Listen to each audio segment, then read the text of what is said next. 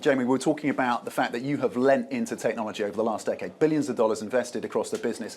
When it comes to AI, which parts of the JPMorgan business are going to be most transformed by AI? Yeah, so we've been doing AI since 2012. So people think it's like a new thing. Gen AI is kind of new, but not all of AI. We have 2,000 people doing it. Spend $2 billion a year on it. It affects everything: risk, fraud, marketing, idea generation, customer service, and it's kind of the tip of the iceberg. And so we're deploying it. Every time we meet as a business, we ask, what are you doing in AI? What are you doing to serve your people? Why can you do better? What is somebody else doing? So we're freely deploying it and safely. We have a lot of rules and regulations in place for our own data and how we use it, et cetera. Is it having a material impact on revenues for JPMorgan? If not now, then when? So we have shown that for $2 billion of expense, we have about $2 billion of benefit. Some we actually can do real detail. We did this, we reduced headcount, we saved this time and money, we reduced errors. Some you can't. It's just improved service, something like that. It's like almost worthless to say what's the NPV, but we know about $2 billion of actual cost saves. And like I said, I think it's the tip of the iceberg. We're getting better and better at it. We know how to do it. As the managers learn how to do it, they're asking more questions. Why can't it do X and why can't it do Y? And then I don't have my phone here, we have a suite, an LLM suite on internal data to do research and summarize reports and scan contracts and do things like that. 150,000 people a week use it. So it's quite productive. More and more of your employees are using the agentic AI across JPMorgan. Our own LLM, and agentic is just starting. But that will be deployed over time too. But it's also being used for coding. I mean, it's being used quite broadly now, and like I said, part of it is getting your mind working around how you're going to use this thing, and so our managers and leaders have to do it. If you look out 5 years, are there more jobs in banking as a result of AI or fewer? I think people shouldn't put their head in the sand. It is going to affect jobs. So think of every application, every service you do, you'll be using AI. Some to enhance it, some of it'll be you doing the same job, you're doing a better job at it. There will be jobs that it eliminates. But you're better off being way ahead of the curve and retraining people. So we retrain and redeploy a lot of people. So for JPMorgan, if we're successful, we'll have more jobs. But there'll probably be less jobs in certain functions. When you look at the spend on AI, infrastructure, chips, OpenAI, it's not making a profit. Loss-making, deals of about $1 trillion this year. The hyperscalers, the spend there. What is your reaction when you see those numbers crossing? Are you comfortable with that kind of spend on the infrastructure around AI? It's a lot. I'm not sure it's all ever going to be totally spent. I think when you look at big tech, like tech that happens like this, and you go look at cars, you look at television, you look at internet, big money's got spent. There were a lot of losers, a lot of winners. In total, it was productive. So even take the internet bubble. Remember that blew up, and the amount of people. You and I could probably name 100 companies that were worth $50 billion and disappeared. But out of it came Facebook, YouTube, Google. So there will be real big companies, real big success. It will work in spite of the fact that not everyone who invests in it is going to have a great investment return. And of course, those investments are part of what has powered this bull market in stocks. And on Sunday, it'll be 3 years of that bull market. Where do you think we are in that bull market? Is there any complacency there? Is it underpinned by rational factors? Is there more momentum? Yeah, look, we're in a bull market. It's been clear. Asset prices are high, credit spreads are low, consumer's still okay, the consumer has jobs. Remember, jobs are what usually starts to force people to cut back and change things, and consumers spend less and companies cut back. So far, so good. There are a lot of issues out there that the economy's got to deal with, from all the geopolitical stuff. Maybe they'll sort out well.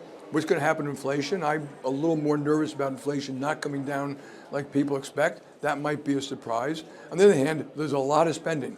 There's a lot of government spending, which is inflationary too, by the way. And so, I don't know. I hope for the best, plan for the worst. And you're not worried about a recession in 2026 for the US? You made that clear. I think it could happen in 2026. I'm not worried about it as a different statement. We'll deal with it. We'll serve our clients. We'll navigate through it. A lot of us have been through them before. You don't wish it because certain people get hurt, but it could happen in 2026. We're still, of course, in the US government shutdown. But I do think there are positives. Like deregulation is a real positive, which also helps animal spirits as a positive. And in the one big beautiful bill, there's also more stimulus that has positives for the economy, but maybe negatives for inflation. So how it all sorts out, we'll see. markets are looking through the US government shutdown. Is there a period of time, if this shutdown continues, where markets start to wake up and become concerned? I don't think so. Look, I don't like shutdowns. I think it's just a bad idea, and I don't care what the Democrats, Republicans say. It's a bad idea. It's not a way to run a railroad. I don't think it's critical. We've had, I forgot the number, 4 or 5 or 6. One of them went for 35 days. I'm not sure anyone really affected the economy and the market in a real way. You mentioned inflation. You said you're a little bit more concerned about inflation than maybe some others. Markets pricing in about 100 basis points of cuts between now and this time next year from the Fed. Does that therefore seem reasonable to you, or markets are over their skis in pricing? I think markets have to make a forecast. I want to point out that forecasts have almost always been wrong, and the Fed's been wrong too. So it isn't like their forecast is going to be accurate. If inflation goes up, starts ticking up for whatever reason, and it might, it's going to be hard to do 100 points. They might do some, and then they have the battle, the give and take of if unemployment starts going up, well, obviously they're going to do some. So we'll see. You've long talked about geopolitics as being a risk factor. We're seeing gold at $4,000. We're seeing Bitcoin at record highs. The dollar, though, year to date, down about 8% on the Bloomberg Dollar Index. Are you seeing structural shifts out of the US dollar, and is that a sustained theme? A little bit, but again, I wouldn't have heartburn over it. The dollar did well for a long time. If you own U.S. stocks, so foreigners own something like $35 trillion of U.S. stocks and bonds, and because the stock market's gone up, your allocation to the U.S. has gone up. I think it's perfectly reasonable for investment committees in Europe and around the world to cut back a little bit of their equity ownership. We've also seen people changing their hedge ratios and stuff like that, so it may just be a rational adjustment to, I don't expect a stronger dollar, the tariffs has this effect, but it's still, if you look at America, still the greatest place in the world to invest long term. And deal making seems to be picking up. And of course, JPMorgan played a significant role in the takeover, the take private of EA, $20 billion in financing provided by JPMorgan. Is that a marker in the sand? Is that a one-off as a deal of that type, or is it a sign of more competition between, frankly, the banks and private credit? Well, look, we're agnostic about private credit, so there may be competition or not. We want our customers to do what's in their interest. We offer both, and we did that whole deal in 11 days, and we didn't do it that way to make a point to private credit. If they said do it differently, we could have done it differently too. And so, but there's a lot of merger talk. There's a lot of firepower. There's a lot of tech. We had a bunch of IPOs in the U.S. I know there's only been a handful here. The tech world is still doing quite well. The 800 companies here. I think it was 400 last year. We now have 500 bankers coming the innovation economy globally around the world, including we've added like 50 alone here. So, look, I'm a long-term optimist. I do think asset prices are high, credit spreads are low, and you should take that in consideration how you think about the future. When we talk about credit and you talk about debt, I'm thinking of some data, in fact, that JPMorgan put out on auto loans. Biggest losses in the most recent months, I think since March of 2020. Is that idiosyncratic to auto loans in the US, or are you seeing other weak links being stressed? I think there were 1 or 2 frauds, which I won't go through, but in general, consumer credit was so good, it's basically, most of that's just normalizing for both credit card, but subprime order is a little bit worse than normalizing. It doesn't look like it's getting worse from here, but it might. But a lot of that, if you look at the history of credit for consumers, it's employment. It's when employment or home prices go way down, which we don't maybe not expect, that drives credit.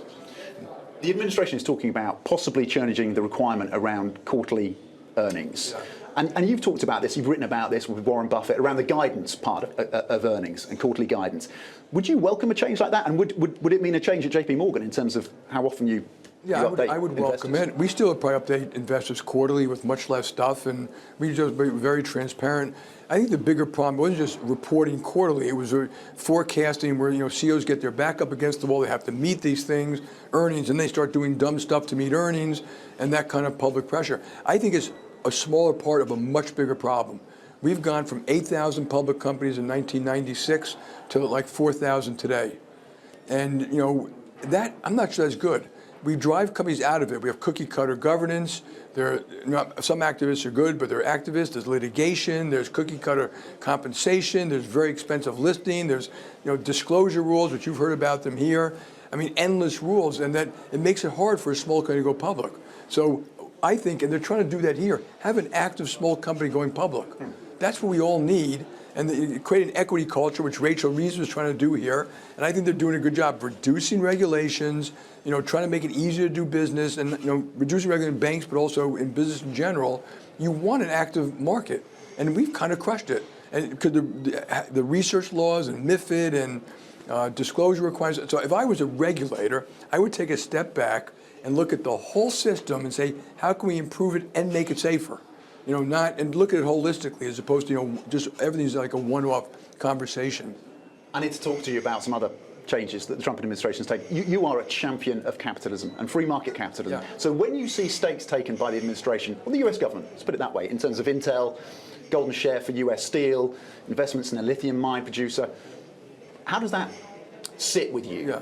So the first thing is there are legitimate complaints around trade. So just take that first. Some are around just unfair trade. It's unfair to use, it's not just tariffs, it's surpluses, it's capital, it's quotas, it's just, it's the non-tariff barriers. And then there's national security related. So I think in national security, you have to take some special thing. I call it industrial policy, but it's got to be done right. It's got to come with permitting, no virtual signaling. And so like the deal that was done for MP, I thought they did a very smart thing. They're giving MP, which we were part of banking, does rare earths magnets, because they're going to have a long-term contract with the government, it gives them a chance to survive, to get through it. They call it the valley of death. And they bought a piece they're going to do that. So I thought that was really well done. I'm not going to comment all of them.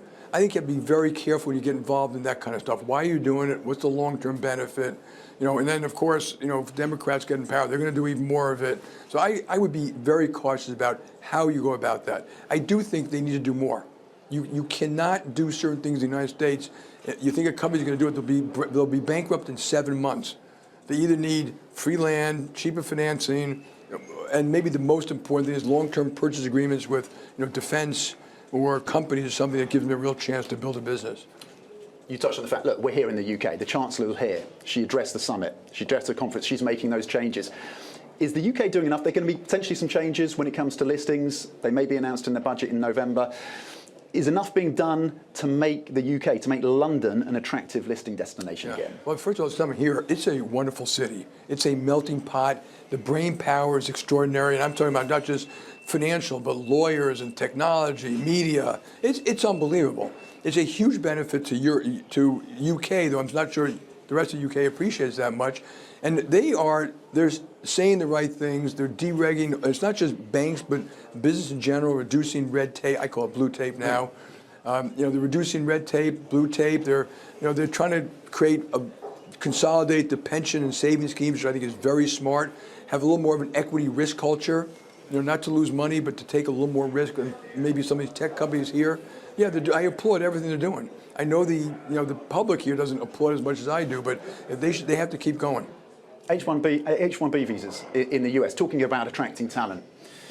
$100,000, is that a barrier to the US tech sector? Are you concerned about that? No, I'm not.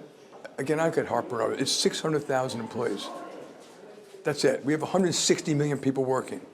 And I do think, these things happen. I didn't like it when I first started. I still don't particularly like it, but you know what? It was being abused. We did the analysis and the work. It was not supposed to be to bring cheaper workers here to make more money for your company. It was meant to bring very talented people in that you don't necessarily have for your company. And we may have made some mistakes, but let's just fix the system. I was with the president once, and he said more merit-based, more merit-based. In fact, I heard him say we should stamp a green card in every person in this country who went to university or advanced degrees and have them stay here and build their career here. That would be my belief. I want them to go back to that, not make it harder to be or make it easier for real merit-based. You speak to the president every week? No. Okay. I've spoken to him a couple of times. Jamie Dimon, Chairman, CEO, JPMorgan, thank you very much indeed. Really appreciate it.